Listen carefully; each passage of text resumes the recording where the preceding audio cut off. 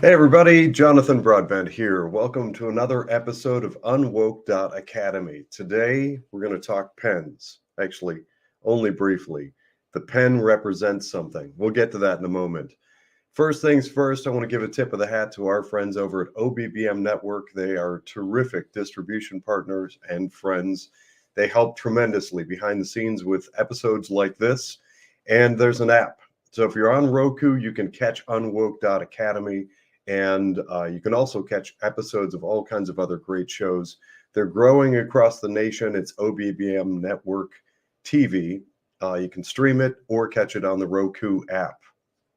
Also, a shout out to our friends over at Inspire. Matt and Drew are hard at work. They are creating those impact reports for folks like you, no strings attached. These are great, wonderful, caring, Christian, conservative friends who I only mention the Christian biblical part because that's a really big part of their character. And I love that about them. So call up Matt and Drew, call them over at Inspire. The link is in a whole bunch of other previous episodes. I'm going to work on trying to make sure that I include it in the show notes for this one as well. Matt and Drew at Inspire will create an impact report showing you how woke-a-doodle your investment portfolio is. Again, I own that. I don't own that. That's my term. I'm not putting words in their mouths. I don't think they call it woke-a-doodle. I do. So call Matt and Drew.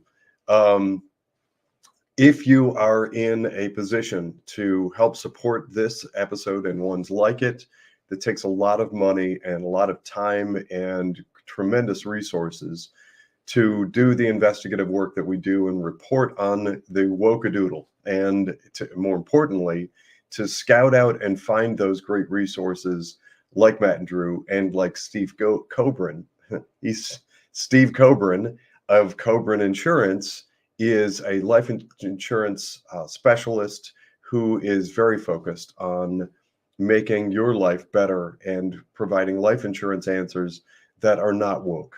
We do, by the way, have relationships with them. So if you do decide to work with Steve Coburn or Matt and Drew over at Inspire, some amount of the money that they make comes back to keep episodes like this going. No strings attached, no obligation. You don't have to go work with them. Check them out. Please do try them. And if you find that you like and enjoy the relationship, know that you're helping all kinds of things. You're helping to go unwoke, and you're helping the world to be a better place, and you're helping to sponsor us.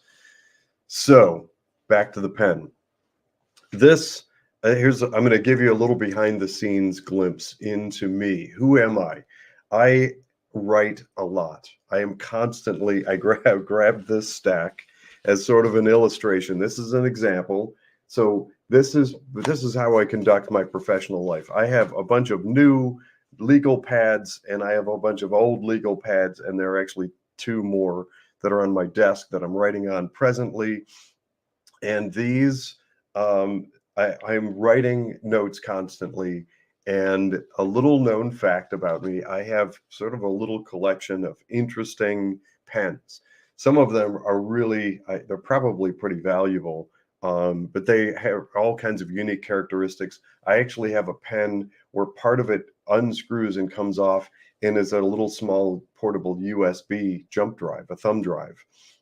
I feel kind of like James Bond when I use that one. But I brought this one to the conversation because last week it stopped functioning. And I want to sort of use this pen to illustrate a point. Imagine if you have this pen, or you're sold that this is a great pen and it looks really cool and it's shiny and neat and nice. But what if you get it and it doesn't work?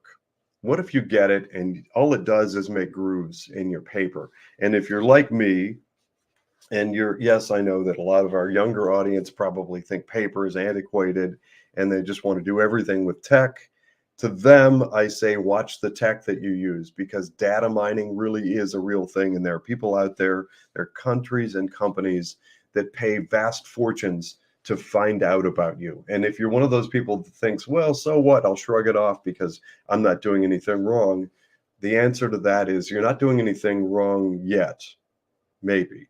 And it depends on whether or not you make enemies. And if you make enemies at some point in the future, the chances are pretty much 100% that they will dig through everything you've ever done and said online and find ammo to use against you.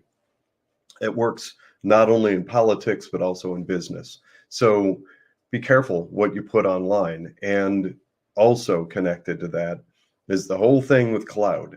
I keep saying it, and I'm going to keep saying it. Cloud simply means someone else's server. That's all it is. We have servers in my office, and they can hold tremendous amounts of information. I think, I don't even know, 30 or 90 terabytes or whatever it is. And with lots of room, I can store digital files there. I know I'm off topic, but I'm coming back to it. I can store digital files there, or I can choose to put them on the web, and then whatever that server is might then communicate with other servers. And we found that out as I was exploring setting up the financial PMA. I found one of those e-signature digital services that actually shares data with 6 other subcontractors. That's 7 different other servers somewhere in the world that get access to your data and information. So just be careful with that. Back to the pen and my sort of hypothetical illustration here. So imagine, if you will, that you were given this pen and it doesn't work. And nothing that you do to it changes the fact that it doesn't actually write. You'd be frustrated, wouldn't you? What if you make it actually even worse? What if it's painful or harmful? What if you find out that by holding this pen, you can get cancer? And most people do, or that it actually cuts your fingers, or who knows, whatever. It's something bad. Something bad comes of having this pen. And then what if you do the research and find out that 10,000 of these pens were made, and almost everybody who ever uses them, sorry to any of the manufacturers of this pen, no offense intended, it's a great pen, or was until it stopped working. I'm just using it as an example. So, but what if you find out that of all the pens that were manufactured, virtually 100% of people end up with that same problem? It doesn't work, it harms them, it causes damage, it's disruptive, and it's bad. There are people that might still want to hold this pen or carry it in their pocket and show it off because it looks kind of cool. I guess to each his own, I guess is the answer. But what if this old thing, and no offense to, this is a Bic pen, and these have been around, I think, since before I was born, a long time ago. These have been around forever, and these things are just champions. They just work. The Bic pen, it's simple, it's straightforward, and it works.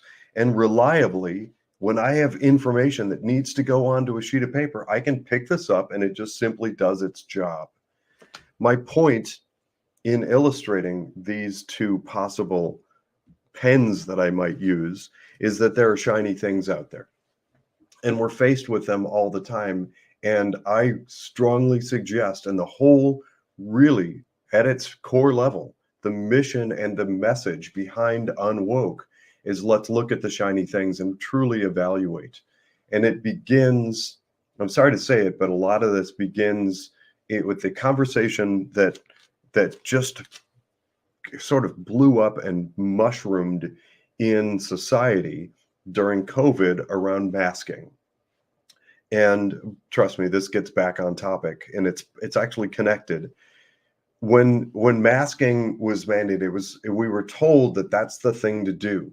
Politicians came on screen and told us there's danger, be afraid, it's COVID fear everywhere, you must wear a mask. And there are some of us who realize that there are actually research reports out there that delve into masking. And prior to 2019, the 31 very significant, mostly US-based reports that I was able to find, plus a few from places like Japan, Egypt, and Israel, and a few others that I was, UK has several reports on masking. Everything I was able to find prior to 2019 gave clear indication that putting a mask on your face, a public wearing of mask all the time, is actually doesn't do anything good and doesn't stop the spread and flow of a virus and virology. All of the reports that I read indicate that clearly. And they actually do some harm. They can lead to upper respiratory infections and all those sorts of things. By the way, I'm not a doctor. I'm not giving medical advice. I'm using that phenomenon as an analogy. There are people that sort of fell into that because that was the thing that they were told to do. That applies across the board to lots of different things. It applies to where we choose to send our children for education. So we've got the shiny yellow bus, and we've got the really neat new looking schools that have popped up over the last decade everywhere. You saw these consolidations and new buildings that look glamorous and beautiful. And I actually happen to live near 4 major hospital systems. I can drive easily to any of the 4, and they look beautiful. And connected to that, we have a lot of amazing, beautiful looking offices for the world of finance. I worked in several of those. I worked for Wall Street. I worked in an office long ago. Now, this is really going to shock our younger demographic, the young audience. I worked in an office where a white dress shirt was mandated for men all but Friday, Monday through Thursday. It was a white shirt mandatory, tie at all times. You could wear an off-colored shirt like the one that I'm wearing today, still with a tie, on Friday only, and jackets were mandatory. So when we got up to leave our desk to go and greet a client or go into the conference room or use the men's room, for men, we had to have our jacket on at all times. That was pomp and circumstance. And the offices were beautiful, glorious, beautiful offices all over the world for some of the companies that I've worked with and for, especially connected to finance. When you go in, there is sort of this aura of awe. And I'll admit, when I first was young and I got sort of recruited into the financial world of Wall Street, that was my 3rd major big job in finance. I was recruited heavily by a Wall Street firm. And I was like, oh my gosh, wow, this office is amazing. And look at all the floors of marble and pillars and just whatever. It was beautiful looking. The commonality and the common thread that we're talking about here today is that when we drill down and look at the actual truth and look for the circumstances and the reality, one of those, it came up actually yesterday in conversation, one of those local hospital systems, they're notorious for focusing on childbirth. And they switched years ago. Don't do very many natural childbirth. I can't say they don't allow it, but it doesn't happen very often. And now the numbers and statistics are coming out. Most often they're doing induced labor, or they're doing cesarean sections, C-section for short. And what we're finding in the United States is that in spite of, or maybe because of, all of those big, beautiful marble and glass, tremendous looking architectural beauties, we actually are not a very healthy society. I'm sorry, but we've got to face it. We have to face the fact that the infant mortality rate among new childbirths is actually very high in America. We lose a lot of babies compared to a lot of other nations, even many that are nearly as developed as the United States. So we have to start wondering, why is that? Are we being lured into that environment by the pomp and circumstance and this beautiful luster, this veneer of awesome, beautiful building and the architecture of it? And the same thing with education. I make the argument routinely that the United States is now the most expensive last place education system of the developed world. And I can make that argument easily. I can make that argument because there is a school district not far from me that is struggling to achieve barely literate. That appears to be the goal, barely literate. And they're spending about $45,000 per year per student. And they keep building new buildings, new structures, and hiring new staff and spending money. And you go in and they're changing the names of the school buildings and they're putting new statues up of the latest thing or whatever. But the result is awful. The result is terrible. It looks great. It's a veneer, but it's harmful. It is harming children. I make that argument. We're clearly harming children if we have high infant mortality rates in a hospital system. And that brings us around to finance. In the world of finance, if you are working with one of those Wall Street firms, again, I'm air quoting that because I firmly believe that Wall Street turned its back on the United States, capitalism, and America and the West long ago. Their sights are clearly set on America last, pretty much across the board. This is not universal. There are some mostly smaller managers that are able to escape that gravitational pull, the vortex of just damaging, horrible America last mega cap investing, because that's really where you and we and us, all of us throughout the West and the world are being steered into. It's ridiculous to think that there's still any value to be derived from more money going into these mega cap giant globalist corporations. They've run their course. It would take 10,000 years for these companies to achieve true market valuation that is commensurate with the share price.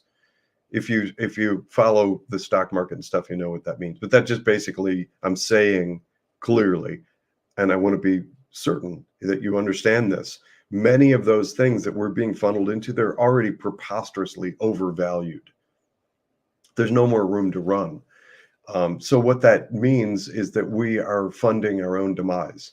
Our 401k or IRA or brokerage account, where you're invested, your money is being steered probably into really harmful stuff that damages the West. I'm just going to put it that way, damages the West. We need to undo that, and we need to reroute quickly. And I'm one of many people who works in the world of finance. Again, if you're new to these shows, I equate what I do. Again, I'm sort of drawing some analogies in different life experiences in different marketplaces, but I equate the efforts that we do at UnWoke Academy to America's frontline doctors. And I have great respect and admiration for Dr. Simone Gold, who started that. And she was kind of the face of it until there was a big upset and a terrible coup. Same thing happened, interestingly, with, pardon me, same thing happened with James O'Keefe at Project Veritas. All of a sudden, the wokadoodles came in and used money to disrupt and terrorize the board and kick out the good people. And it's awful. I hate to see that happen. So I don't know where America's Frontline Doctors stands at this point, but I do know that Dr. Simone Gold is doing amazing things to draw attention to the undue influence that big pharma has on hospital systems, which then passes down to influencing and controlling the doctors in those hospital systems. The same thing with education. I've got some friends who are very involved in educational content and where it comes from. And all you got to do is follow the money. Same thing that pharma does in controlling and manipulating maximum possible profit out of those hospital systems. The same thing is happening in education. Look at who owns the publishing companies. And it will startle and scare. It should absolutely startle and scare you. And I hope for that, because I hope that you then immediately withdraw your kids and your grandkids and your everyone you care about from government-run schools, because the influence there has nothing to do with making America a good or even decent place to live. It is destructive, harmful, damaging content. on a related note, because I can't help but insert this, it was discovered that among all the, I'm just going to call it pornographic, all the gross stuff that's being pumped into K through 12 schools all across the country in lieu of education. I call all that stuff ABE, which is short for anything but education. It turns out, purportedly, that California Governor Gavin Newsom's wife is one of the owners of one of the publishing companies that has questionable books that are pumped into K through 12 that I personally view as damaging and harmful, and they destroy childhood. So you can start to see the profit motive, if that is all correct. I believe it is. Anyway, in the world of finance, we are being pushed and steered. I had a lunch with a good friend of mine who's a financial planner. I think he's still at one of the big Wall Street firms. I haven't talked to him in a couple of years. Great guy, really good head on his shoulders. He intends well and means well, but several years ago, we met up for lunch, and I think it's an exact quote. He said that product was being jammed down his throat by a 2x4. It was that's a figure of speech. He was being pressured to sell horrible stuff that he didn't believe in or agree with to his clients. And the profit that is derived off of that, all you have to do is look at the corporate structure. One of the firms where I worked, in 1 year, it was reported that the chairman of that mega Wall Street firm made something like $83 million that year, took home $83 million, all the way down to a district manager who might make around $2 million a year, a sales rep, the sales manager, district manager. I think the starting for management positions was probably back then was $750,000 a year, all the way up to 1.5, 1.6 million just to manage things. And then, so there's that hierarchy. That money comes from somewhere, and it comes from having that high pressure, orchestrated environment that just pumps product. And they can't do it without convincing people that it's somehow good. And the way that they're doing that, and they're sort of brain twisting, it is harmful sales practices. They're putting a veneer on these buildings, on the experience, on the logo, on the commercials, and they're getting celebrities to come on TV and into your streaming device and on your phone and tell you how great life is if only you X. Send your kid to this school, or that everybody has to go to government-run schools, or that this hospital system is great. And if you just take enough pills, then you will start to feel wonderful about your life and you're going to get super healthy and everything. But the result is the opposite. The result in many of these places, when we look beyond the veneer, like I looked beyond that masking narrative, telling us that we were going to be healthy and we were going to save the world and the environment and all that stuff. If only we wore a mask, it was counterintuitive, and all the evidence suggested otherwise. And then we saw the results. People were unhealthy. Upper respiratory infections skyrocketed. In all of these places, we're seeing beautiful looking facilities with horrible results. Let's strive for the opposite. The plan and the purpose and the intention and mission of UnWoke Academy is to get people, the kind of people who have switched and they're going homeopathic and they've switched to home education maybe. They are no longer dumping all their data into the big globalist data mining. I'm not going to name the names. You know them. You know who I'm talking about. Those are the ones that offer all the email for free and the data storage and the cyber drive and sky drive things and, cloud this and that. Those people who are smart enough to know that that's harmful, that it doesn't mean them well, that their lives are actually not made better by engaging with those globalist companies. Those are the people that are well suited to unwoke.academy. Thanks for listening. I'm Jonathan Broadbent, your host. Stay tuned.